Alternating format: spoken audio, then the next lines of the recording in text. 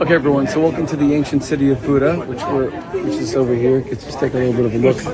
Famous churches over here, the castle, and then down is Pest. So Buda is on a hill, and Pest together, united capital of Budapest.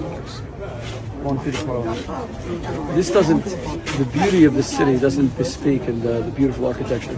The horrors experienced by the Jews of the Holocaust, probably more than any other city, and I'll tell you why. Because the Holocaust starts in 1938 with the Kristallnacht, November 9th, 1938, and it continues until the end of April 1945. But for the Jews of Hungary, it was compacted into like 4 or 5 months. It all goes from April 1944, when Admiral Horthy, who's an ally of Hitler, is under pressure from Hitler, begins to deport Jews from all over Hungary. There were about 800,000 Jews, 600,000 killed, or in just 600,000 are murdered in just 3 months. And then 100,000 are left here in Budapest. And then it's all compressed. They have the largest synagogue in all of Europe. Today it's the second largest in the world. Still, it was built in 1893 on the exact birthplace of Theodor Herzl, the founder of modern Zionism, who had been born 30 years before it was built. And many of the Jews congregate inside the shul because now they're all compacted, 50,000 people in space for maybe 2,000 or 3,000 people in the ghetto of Budapest. They begin to die of hunger, starvation. These are the ones who were not cast. The 600,000 were not cast at Auschwitz.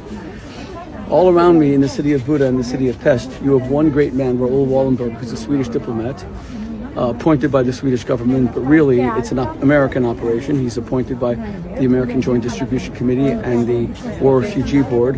Henry Morgenthau, the Secretary of the Treasury, pressured President Franklin Delano Roosevelt to set up a committee to save the Jews. And he uses Jewish money.